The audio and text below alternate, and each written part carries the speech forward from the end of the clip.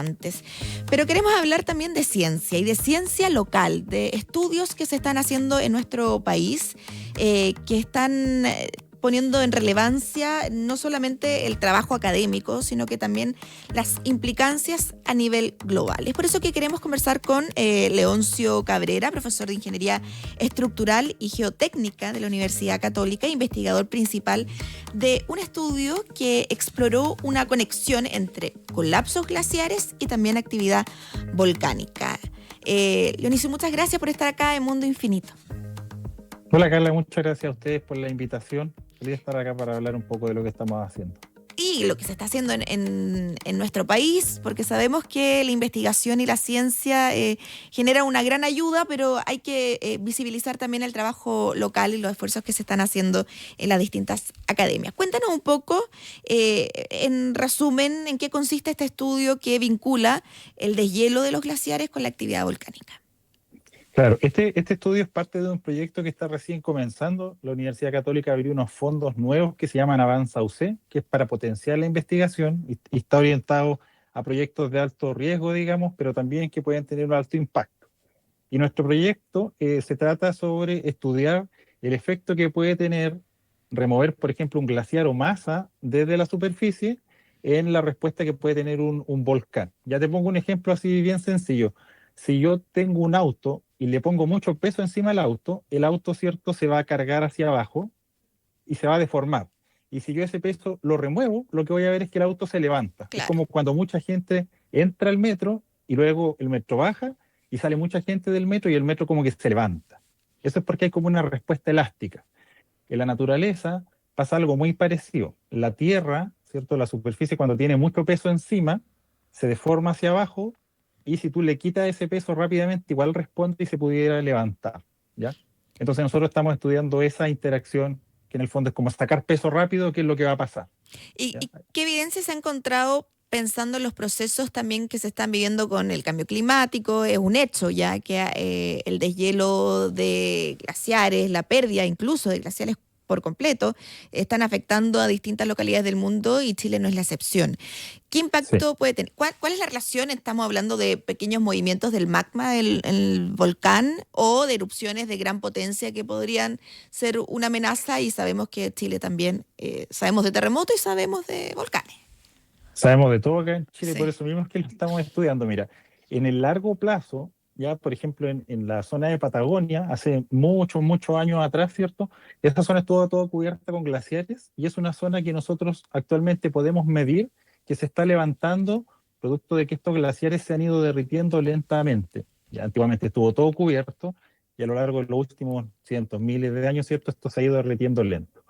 Uno de los problemas que estamos enfrentando ahora es que con el cambio climático, estos derretimientos de glaciares, ¿cierto?, pueden ser muy rápidos. Entonces, algo que antes tardaba muchísimos años, ahora puede ocurrir rápidamente y puede generar que se desestabilice un glaciar, que ese mismo glaciar desestabilice, por ejemplo, el flanco de un volcán y se empiecen a generar estos efectos en cadena de alguna forma, ¿ya? Entonces, uno de los problemas que tenemos actualmente es que estos procesos pueden ocurrir muy rápidamente, no de la forma lenta que habíamos estado viendo típicamente, digamos.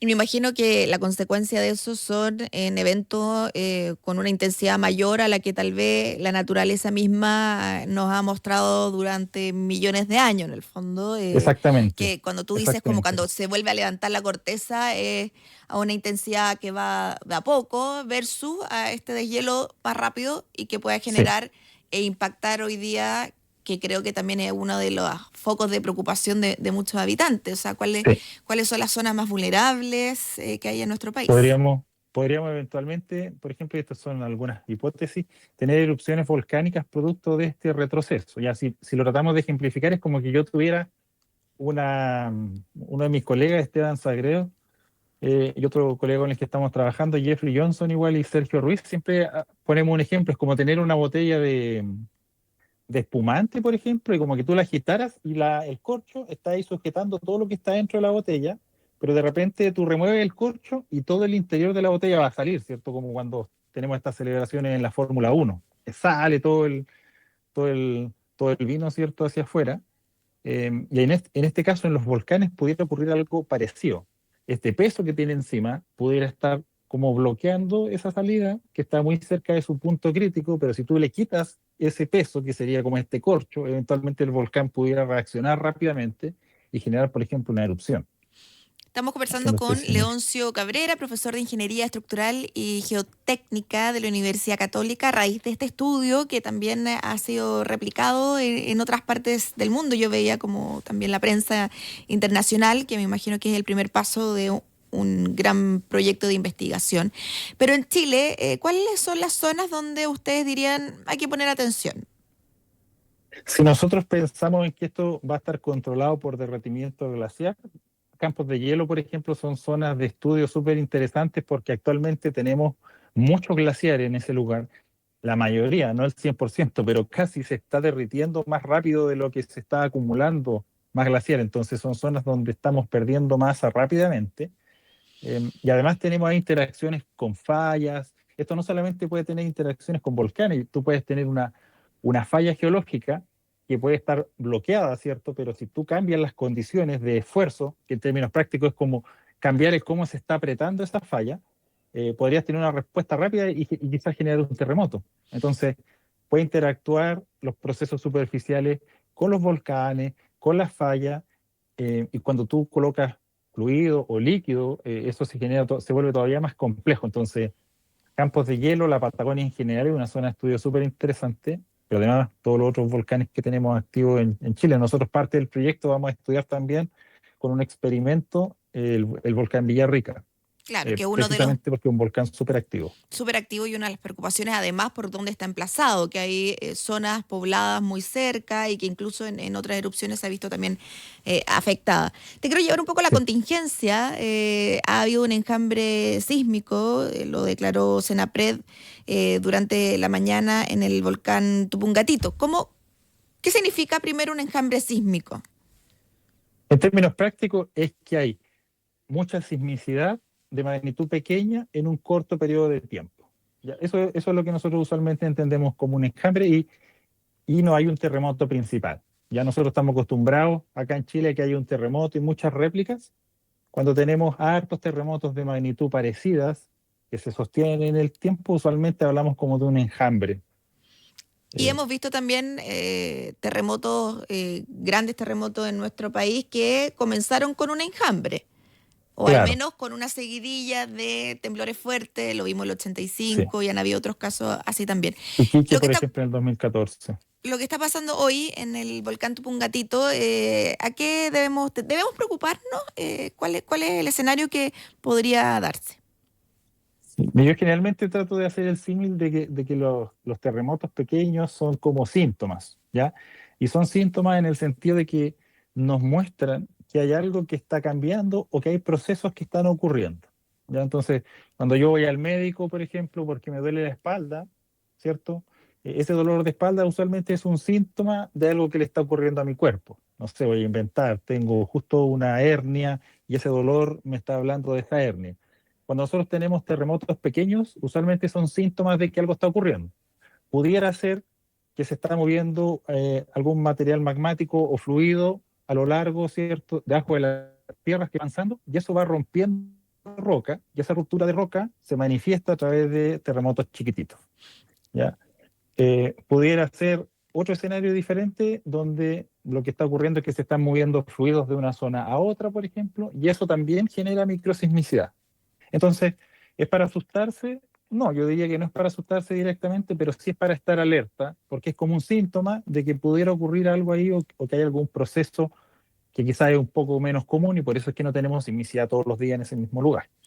¿Y el volcán Tupungatito dónde está localizado? ¿Cuál es el impacto que podría tener si pensamos en una eventual erupción? Pero está ubicado más o menos acá frente a la región metropolitana, ¿cierto? Hacia la cordillera, y ahí está bastante lejos, dependería, en un escenario hipotético de una erupción, ¿cierto? Dependería del tamaño que fuera la erupción, el alcance que pudiera tener. Ya está bien adentro en la parte de la cordillera de los Andes.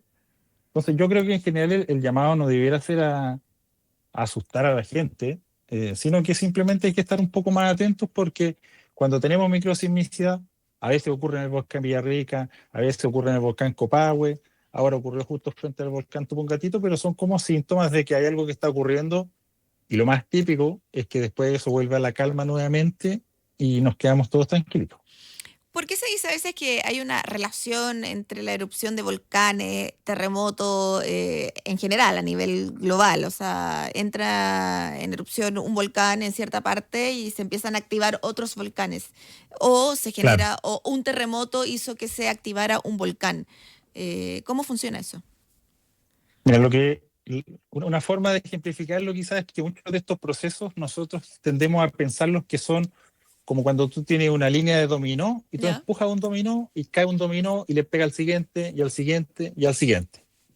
Esos dominó lo que están haciendo es que se están transfiriendo esfuerzo de alguna forma. Cae un dominó y empuja al otro y así sucesivamente. Cuando tú tienes, por ejemplo, un gran terremoto, de alguna forma lo que tú estás haciendo es que hay zonas de la Tierra a las que tú estás empujando, las estás comprimiendo, le estás transfiriendo más esfuerzo, y tienes zonas donde tú estás como botando ese esfuerzo. ¿Ya? Entonces, esta reconfiguración, ¿ya? De cómo tú estás empujando y liberando zonas hace que un gran terremoto eventualmente pueda empujar, pensemos así, una zona o alterar una zona cerca de un volcán y se pudiera activar. Un ejemplo típico es después del terremoto de 1960, ¿cierto? Una gran cantidad de eventos asociados que se relacionan a este volcán, erupciones volcánicas, por ejemplo, deslizamientos de tierra.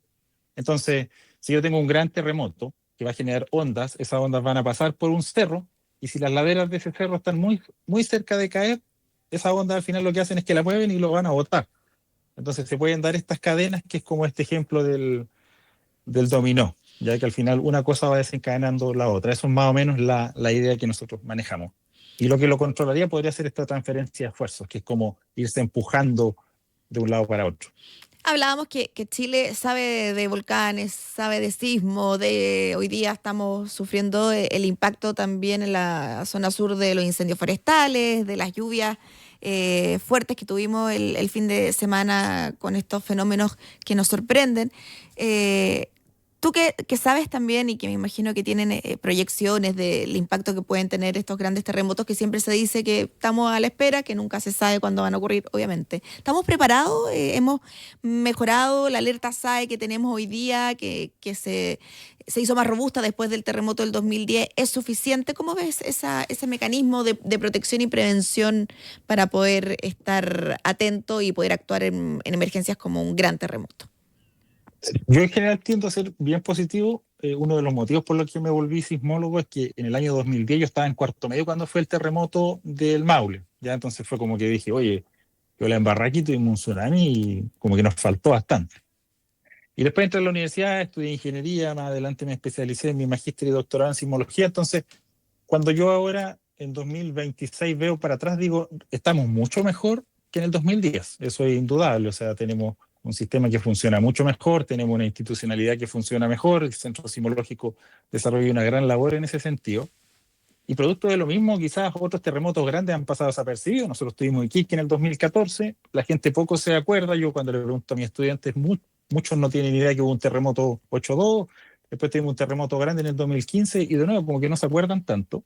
Y yo creo que eso responde a varios factores, pero también uno de esos es que estamos mejor preparados, entonces sabemos mejor cómo actuar, estamos mejor preparados para los tsunamis, pero sin lugar a dudas que hay cosas que todavía se pueden seguir mejorando. Ya no es lo mismo enfrentar un gran terremoto frente al Maule que si ese terremoto ocurre frente a la zona norte, donde hay mucha menos población, que si eso ocurriera frente a Valparaíso. Entonces yo creo que especialmente en aquellos lugares muy poblados, como la zona central, todavía falta mejorar un poco y avanzar también en la educación de las personas. Hay lugares donde el monitoreo no es, no tiene la misma cantidad de instrumentos, pensemos así, entonces no todos los lugares los podemos ver con la misma calidad tampoco. Yo creo Claro. que ahí falta avanzar. Pensando, no sé, en la región metropolitana, que tenemos una gran falla que cruza toda la zona oriente, que decimos, bueno, se ha hablado desde que uno estaba en el colegio de la falla San Ramón, no la hemos visto activa, no sabemos si la veremos, porque estos son procesos que escapan la vida, Claro. incluso los procesos de la vida natural, pero uno ve cómo se ha ido poblando también hacia esa zona y uno piensa, bueno, qué ha pasado también con los planes reguladores, infraestructura crítica y hospitales que están dentro de esa misma franja. Universidades enteras que están construidas sobre la falla, pensémoslo así. Sí, yo creo que ahí sin lugar a duda que todavía faltan políticas, ¿cierto? Que hay que ir mejorando, se puede mejorar la red de monitoreo, pero también una mirada más a nivel país. Uno acá en Santiago tiende a pensar en la región metropolitana, la falla de San Ramón, porque está justo frente a Santiago, pero la falla de San Ramón está lejos de ser la más grande en Chile. Por ejemplo, en la zona sur nosotros tenemos la falla de Eriquinhofqui, que es una falla enorme de cientos de kilómetros norte-sur, y que pasa mucho más desapercibida porque vive menos gente en esa zona. Y como vive menos gente, ¿cierto? Al final pasan cosas, pero como ocurrió lejos de Santiago, a veces pasan muchas de esas cosas desapercibidas. Estamos Entonces, hablando entre qué zonas, para ponerla estamos y darle relevancia. hablando cerca desde el punto triple, que está más o menos ahí donde está, pensemos, sur de Chiloé, Ujú. ¿cierto?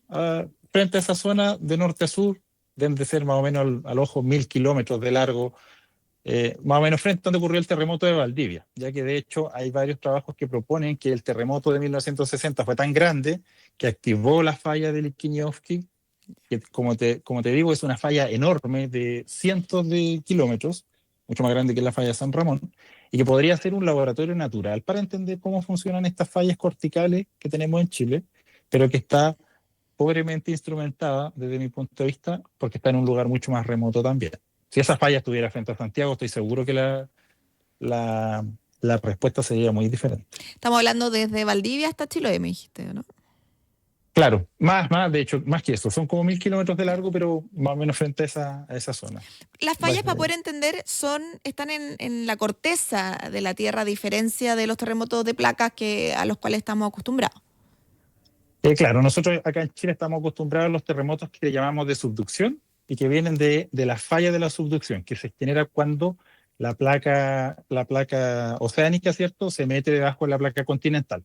Ahora, estas otras placas que le llamamos usualmente corticales, porque están en la corteza, son placas que están, ¿cierto?, a menores profundidades. En general van desde 0 metros, ¿cierto?, en la superficie, los primeros 10, 15 kilómetros hasta 20 kilómetros de profundidad, dependiendo de la zona. Y si nosotros lo tratáramos de imaginar, al final como que tuviéramos un huevito, un huevo cocido, ¿cierto? Y yo este huevo lo aprieto y se va a llenar de fracturas. Todas esas fracturas vendrían a ser esta suerte de fallas que nosotros tenemos en la corteza y que son los lugares donde se acumula energía y también es más fácil que después se libere. Y ahí es cuando ocurren los terremotos. ¿Actividad sísmica a nivel cortical es otro impacto entre placas? ¿Es más fuerte por estar más cerca de la superficie o no tiene mucha Pa- relación? claro, para nosotros en general, si estamos más cerca lo vamos a sentir mucho más fuerte. ¿Ya? Entonces, los terremotos que ocurren en la subducción son muy grandes, pero en general ocurren a profundidades, depende del terremoto, 35, 45 kilómetros de profundidad y bien lejos del continente hacia el mar. Por otro lado, los terremotos corticales que podrían ocurrir, no sé, la falla de San Ramón, o en el sur la falla de Quiñoz, que en el norte está la falla de Atacama, son terremotos que es como que el terremoto va a ocurrir en nuestros pies, literalmente. Ya podría estar a profundidad de 5 kilómetros, 10 kilómetros, y como la intensidad o la amplitud de las ondas depende de la distancia, mientras más cerca estoy yo, más fuerte lo voy a sentir. Por lo tanto, abre un flanco entero que todavía no tenemos cubierto acá en Chile porque históricamente nos hemos preocupado de los terremotos más grandes, que son los que ocurren en la zona de subducción. Pero no Claro. necesariamente son los que nos van a pegar más fuerte. Sí, lo sabemos. La ciencia tiene desafíos y me imagino que también las decisiones de políticas públicas también las tienen, pero lo importante es mostrar también los avances que se están haciendo y que se está haciendo ciencia en nuestro país. Por eso conversamos con Leoncio Cabrera a raíz de este estudio que busca generar esta vinculación que hay entre los glaciares y también los volcanes, pero aprovechamos de hablar de mucho más porque Chile da para mucho en temas de sismo y también de volcanes. Leoncio, muchas gracias por estar con nosotros. Muchas gracias a ustedes por la invitación. Que estén muy bien.